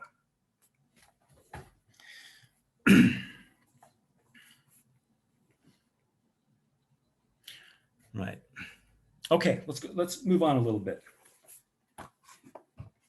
But let me just check and make sure. I mean, are you seeing that there's this underlying subject, and that I think the first tendency is to think of it as a substrate that persists through time, and that he's not talking about it that way, right? It depends on what words we're using in the becoming form, and the something becomes something. What words we use, on them depends what kind of underlying subject we're going to have to talk about, and on them depends whether the underlying subject persists or not. So insofar as we only talk about opposites, when one opposite is present, the other opposite is not present. But when we're talking about things that are not opposites, right, there we have an underlying subject that persists from beginning to end. And just a reminder, at the very beginning of the categories, he said that when he was talking about substances, he says, contraries are always qualities of a substance, but there's never a contrary to the substance. Substances don't have contraries. This horse, there's no contrary to this horse, right? Or this man. And so again, we're obliquely getting at some of the unique properties through language of this ontologically most fundamental concept, substance. Go ahead, Clark. It was real helpful, your soliloquy on matter just now. And the question came up to me is, when you're speaking of matter, is it appropriate to bring in the concept of prime matter? Are you speaking directly to prime matter, or is that jumping the gun? That's jumping the gun. Yeah, okay. That's jumping the gun. Okay. Once we understand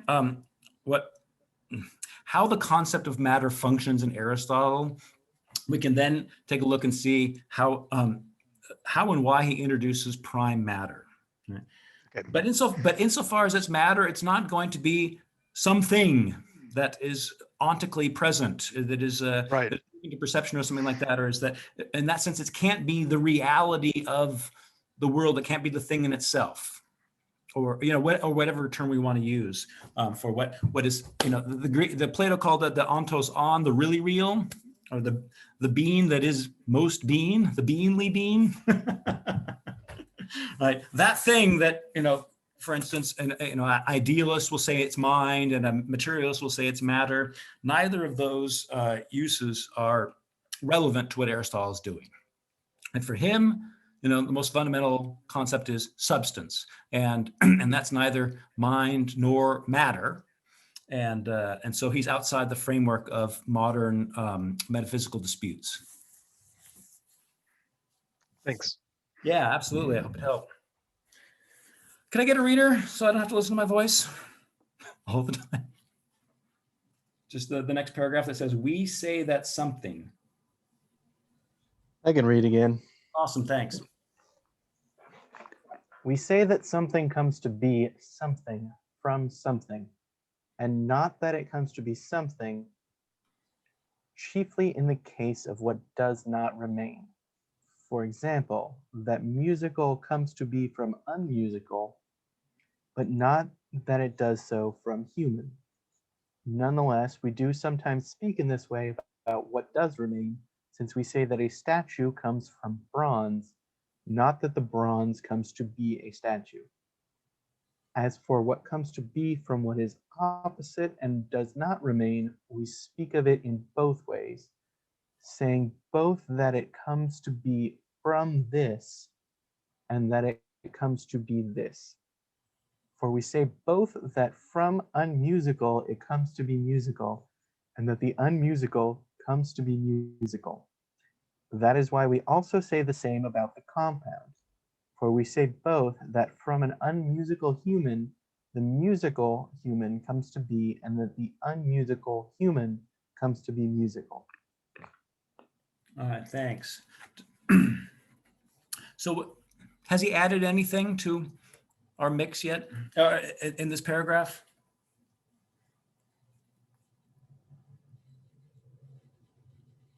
I think we've already made the point, but we were foreshadowing that we use the linguistic form, something comes from something, chiefly in cases of what does not remain. So the musical comes from the unmusical. Why? Because the unmusical is no longer there.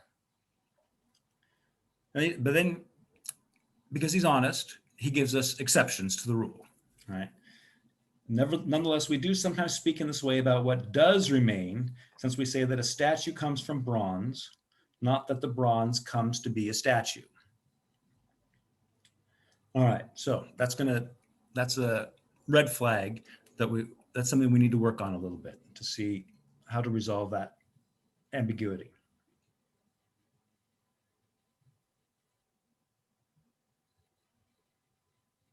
So when we're dealing with oppositions, right, musical, unmusical, just like my little diagram showed, right? So we have these two linguistic forms, something becomes something, something comes from something, right? And the middle two, the simple and the compound, they're equivalent. And here we have, so the very first sentence doesn't give us any opposites. Right? So it's complicated. The second and third sentences gives us opposites.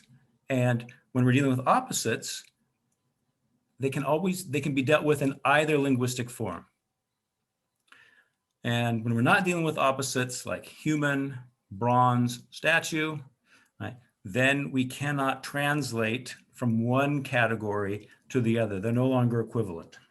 Okay, and that's the trouble with coming to a unified concept of becoming. Is this. Sandy, did you say something? Oh, I'm sorry. That was an accident. That's cool. Glad you're still here.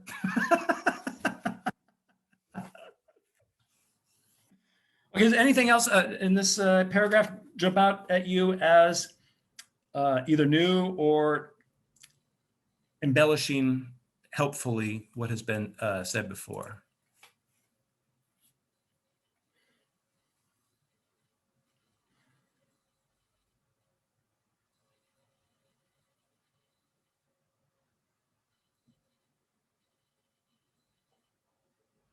Okay. Then, since we have a little bit of time, let's go to the next section and see what he has to say here. He's going to introduce a third linguistic form, a new way of saying something becomes, and it's called, and he's going to call it coming to be unconditionally. And the Greek there is haplos. It just means simply. All right, so something that simply comes to be, that gets translated as unconditionally. So just so that doesn't throw you. All right, I'll read. Things, though, are said to come to be in many ways, and some things are said not to come to be, but to come to be a this something, whereas only substances are said to come to be unconditionally. First use of the term substance. In other cases, by contrast, it is evident that there must be some underlying subject that comes to be something. For when a quality, a quantity, a relation to something else, or a place comes to be, it is of some underlying subject, because a substance is the only thing that is never said of any other underlying subject, whereas all the others are said of a substance. But that substances, that is, the things that are unconditionally beings, also come to be from an underlying subject will become evident on investigation. For in every case, there is something that underlies from which the thing comes to be. For example, plants and animals come to be from seed. All right, so now we got this third linguistic form. All right, something comes to be. All right, it's just we might use the word emerges or arises, right? So, but I think that just something comes to be is fine. Why is it unqualified? What would be your answer to that? How's he distinguishing this from the other forms that he is implying are qualified or conditioned, right? Unconditionally or unqualifiedly.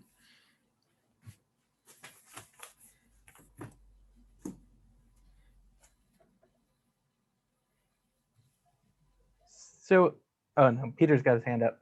Peter. I was going to say that, well, a substance is not an opposite. Right. But I think that he's just focusing on like the way we address something in language, right? So we say something becomes something, right? So something becomes something. So it's that becoming is now qualified by that something that it comes to be, right? Or something comes from something, or something becomes from something else. Something becomes is our nucleus, and then we add on from something else. That's the qualification. Right, exactly, Tom. Right. But something becomes just like that. There's no something else that it's becoming, or there's nothing else that's becoming it. Right? That's what he means by simple becoming. There's no qualifier after becoming to make more determinate what kind of becoming we're talking about.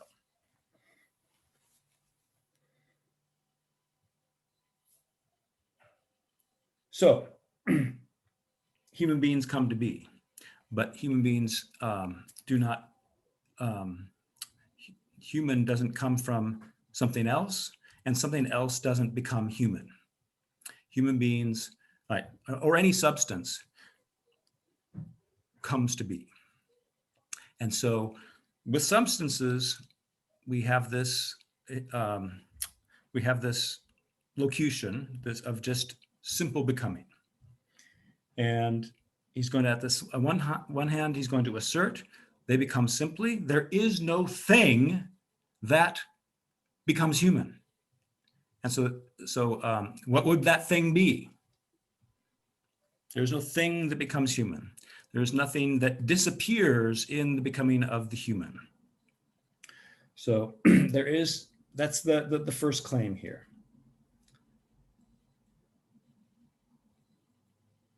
Does that even make any sense? Okay. Yeah, I think it has to do with the kinds of accounts where we have what becomes in the account of what is becoming. Mm-hmm. And in the case of the human being, we do not have the account of what becomes the human. Mm-hmm. Yeah, exactly. So I was just thinking okay, we got a couple hands, so I'm going to honor that. Let me see who we got first. Nick, then Garth.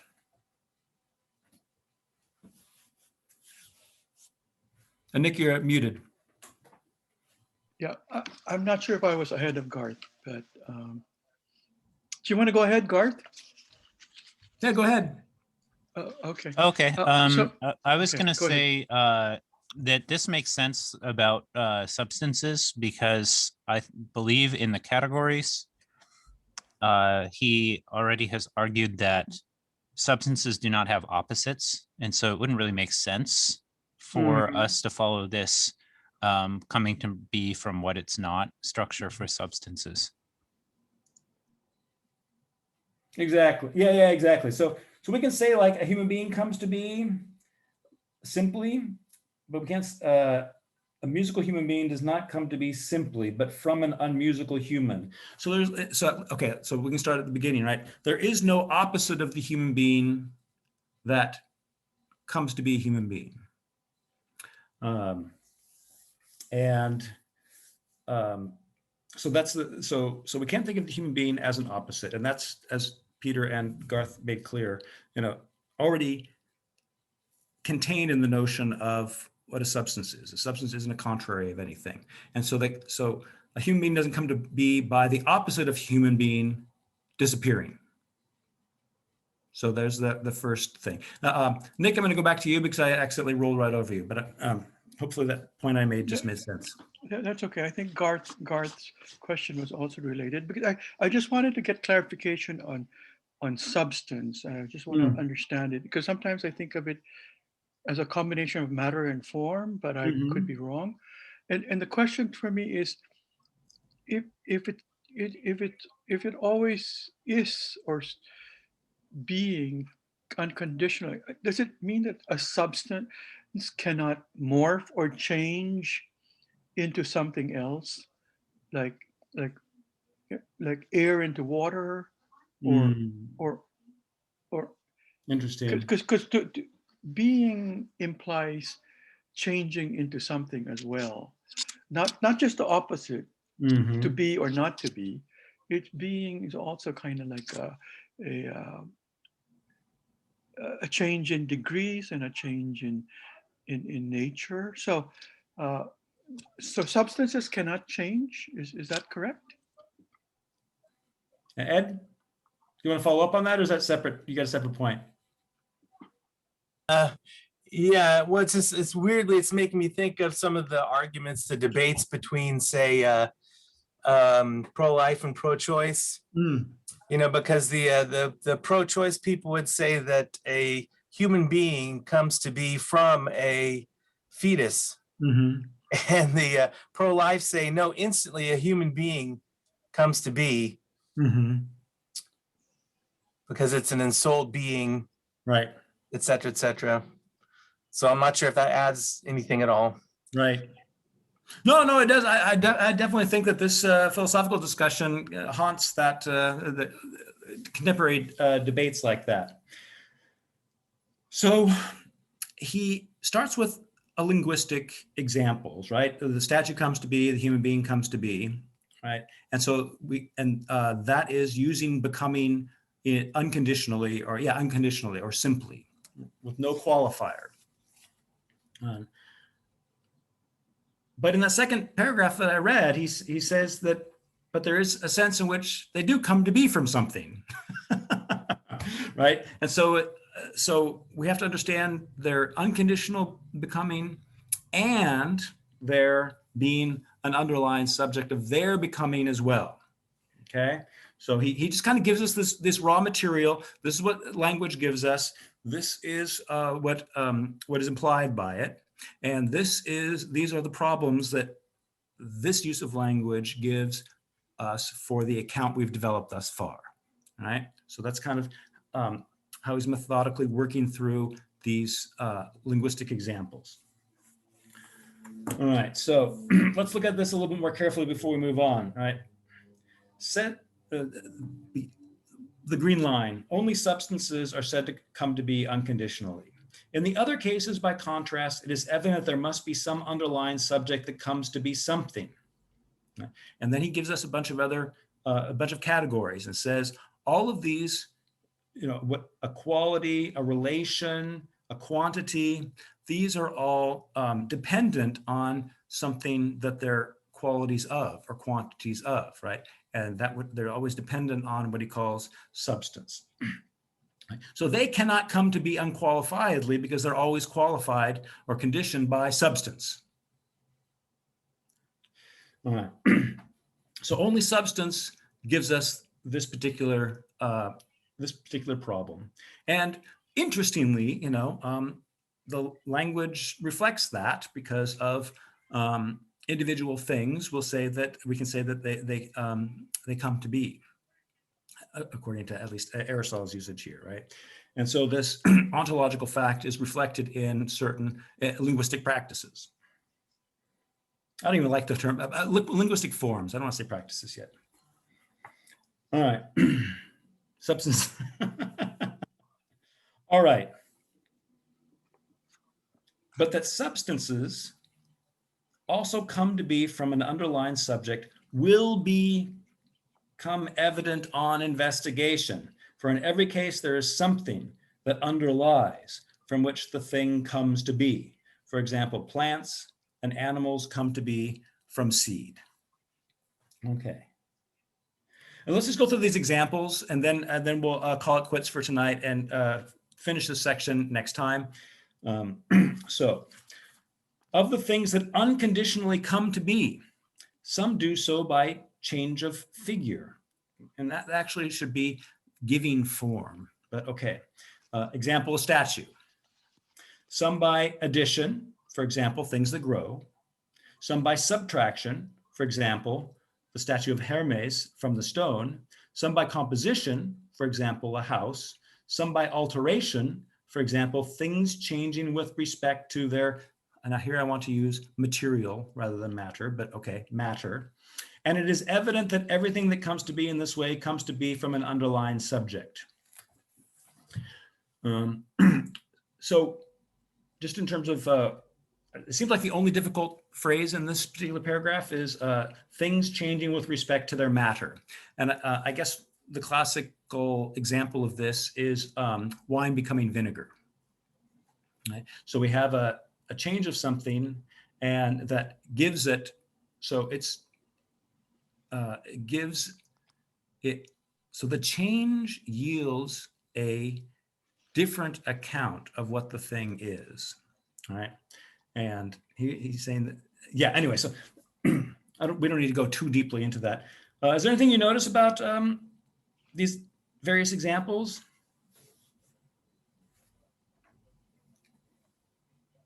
Or maybe even before we go there, in what sense, let's break it down into small change. In what sense are these unconditional becomings?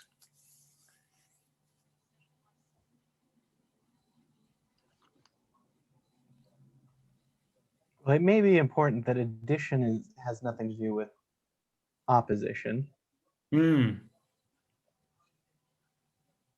I suppose subtraction also does not have to do with opposition. And so compositions that have to do with addition and subtraction are different than what we say about something's composition with regard to oppositions.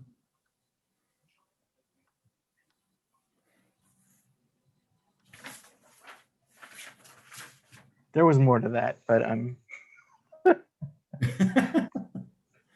I've forgotten what I was going to go with after that. None of them come from non-X.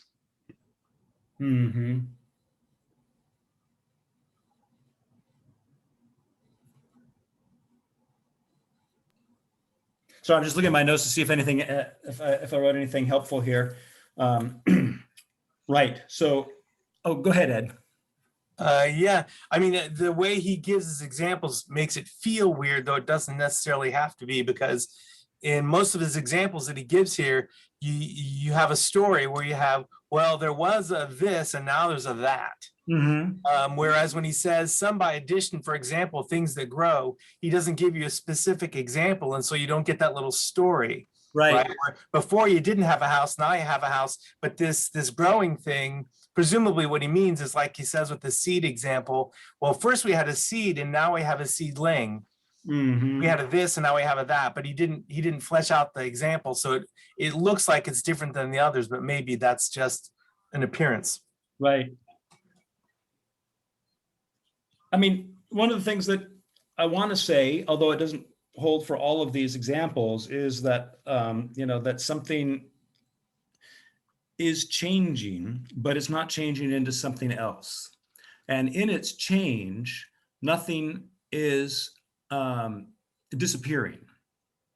And so when nothing's disappearing and nothing not something else is not replacing what was there before, and nevertheless we have a becoming. Right here, I think, is where we want to speak about unconditional becoming. It's not becoming something else, and something else is not disappearing in its becoming. It seems like that more or less gets at these various examples. Although if you think not, then please speak up. I don't want to mislead anybody. Well, I have a question in that too, Yeah. Michael. So when he says in that paragraph, things that unconditionally come to be, Mhm. is he referring to substances? Because in the previous paragraph, he defines substances, that is, the things that are unconditionally beings. Mm-hmm. Yep. So is this second, the latter paragraph that you just go through these ways of Right. coming I mean, necessarily, to, the only things that can come to be unconditionally are substances. And so all of these are examples of substances. maybe give me examples of substances. A statue is a substance? Oh, yeah. Oh, yeah. Okay, all right. Okay. Boy, is that a substance. Okay. Isn't it clear that it's an act? Okay. Sandy. I have to leave. I just wanted to ask. After 6, yeah. How many more weeks are we going to be spending on this physics? I was thinking maybe maybe 3. I mean, it depends on how fast we go, of course. But 3 to 4 sessions. 3 to 4. Okay. Could you, I know I'm asking you to do this for me, but Okay. could you actually let us know in advance all of what we're going to be reading from it? Because I would actually prefer to just print it out because I'm so sick of computer screens after this last year. Right. And then I would just like to be able to have it a hard copy and then maybe actually read the whole thing and then reread. Because it doesn't seem like it's going to be a lot of reading. Right. So I would just be curious. Okay. Yeah. No, I mean, I'm thinking maybe 2.5 books. So most of book 1, most of book 2, and a little bit of book 3. So if that helps you decide what to copy out right away, then there you have it. But I will try to be a little bit more precise in the following week. I will decide exactly what pages of the physics we'll read. But they'll be in those 2.5 books because I don't want to get too far into the physics. I want to go back to the metaphysics. Okay, I just I don't think I'm gonna really be able to actively participate until I can be alone again. As you know, it's been a really long time. And it's just but I want to keep reading. I want to participate. I've just kind of been zoned out this whole meeting. Like I'm really behind on the reading, but I want to participate. So I mean, if it's the next couple weeks, I mean, basically I'll be alive again mid-June. Okay. Well, the advantage of going slowly is you don't really miss that much reading if you miss 1 or 2 sessions. So there's that consolation. So it'd be pretty easy to catch up because we'll probably we'll finish this next section plus begin the Parmenides critique in the second chapter next time. So that's just a couple more pages. Okay, that's going to be in 2 weeks. Yes. Okay. Yeah, it's almost middle June. You're almost free. Yeah, I know. I'm also reading Demons now, which is like an event in my life to read this book. So Fabulous. I have a lot of reading, and it's not actually that I have a lot of reading. I literally can't stop reading it. So it's interfering with my with other things I want to be doing. So Right. But I am paying attention. It seems Oh, like that's cool. I mean, Sandy, I know you give your all, and however much that is, and right now maybe that's not enough for you. But if you can pick things up again mid-June, it'll only mean that you need to read these like 4 or 5 pages as background to whatever it is that we're doing. So the whole point of this is to get at what are these principles, and are they different things than the things that are closest to us, or are they the same things differently? Are they the same things the same in number but different in being, or different in account? Or how do we understand the relationship between principled thing and principles? This was provoked actually by Charlie's question about principles last time, and I thought making this detour through the question of motion is actually very, very helpful, even though maybe it doesn't feel very helpful right now because it seems like this, it seems diffuse, but that's just what happens when you read an Aristotelian text. But I think everybody who's come along this far notices that sooner or later, some of it starts falling into place, and an order of comprehension begins to assemble itself. And and what's good about it is that it's the order that comes from your engagement with the text, and not by me or anybody else giving you a secondary account. So anyway, if that's any consolation, you're reading Dostoevsky. It's not like you're wasting your time. Yeah, I know, but is there is there one term or idea that I should have grasped by now? I don't mean to ask it like that, but no, that's cool. Because I just trying to like test where I am in terms of understanding.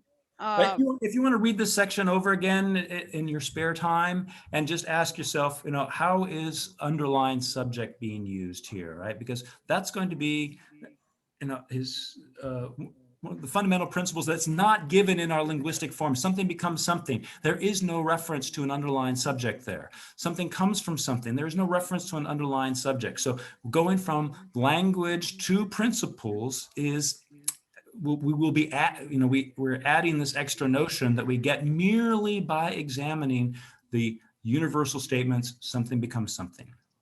So look at this underlying something, because that's going to turn into the concept of matter. And obviously that's one of the 4 causes. And so it's very important. And this will shed light on how we're to understand the other causes, right? We keep wanting to understand the causes as things that are active out there, pushing objects around. And that's not how they function. So I want to get closer on, how these fundamental concepts of Aristotle, what are they referring to? And so I think this detour through motion, or through becoming, is going to be helpful to getting clearer about that. So we're in the process of getting clearer, but maybe clarity hasn't arrived yet. Clark. Yeah, what's thrown me with this passages we're working with right now is I can't quite get it in my head what it is. So we're talking about substances, the things that are unconditionally beings. It's the unconditional that's throwing me, right? Because the examples that are given there, I just can't quite see what's unconditioned about those things.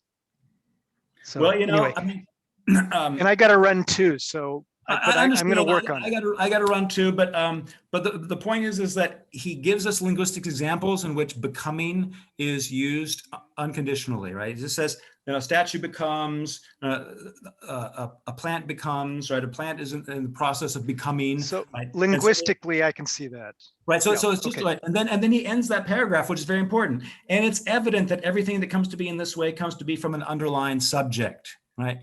And so that unconditionality is somehow now out the door, right? So what we're finding out is that unconditional becoming is an illusion, right? It's a linguistic illusion. Ultimately, things that come to be unconditionally come from something else. And so their unconditionality or their simplicity is an illusion, and their composition, their being composed becomes the only alternative left to understand them. Thank you, Michael. That was helpful. Yay. Yep. Thank you. Absolutely, absolutely. So I'm just going to make reference to this. Is called, being in the middle of a dialectic. He's working his way through the dialectic, and he will consider options because well-known people or a society speaks this way, and so he needs to take it seriously. But sometimes it seems like he's saying, well, there is this unconditional becoming, but it's not an assertion that there is such a thing, but rather it seems like there's such a thing. And then examining it will leads us to the conclusion there is no such thing. All becoming is comes from an underlying subject. And so it's all mediated, to use Philip's term, who's no longer here. Anyway, I got to go. Everyone's got to go. Thank you very much. Thanks so much, Michael. Really appreciate it. We'll see you in 2 weeks. Thank you, Michael. So we'll finish talking about this section, and I will put up in the next day or two the parts of the Parmenides critique that I want us to read, but only after we've gotten through this section. We need to find a solution in order to figure out what he's even criticizing. What's the problem with Parmenides? He's so beautiful. Why would you ever critique Parmenides? And take care, everybody. We'll see you later. So there's a mailing list or something to get these updates? Oh, is there? It's only on the Meetup site that you joined. Okay, so I should be getting that from the Meetup then. Exactly. So every time I announce a new session, right, you'll get the email, and then the reading assignment will be up front, up close and personal in that. Okay. Sounds good. Ed, it's wonderful to see you. Thanks so much for being here. I so appreciate it. Take care. Take care. We'll see you soon.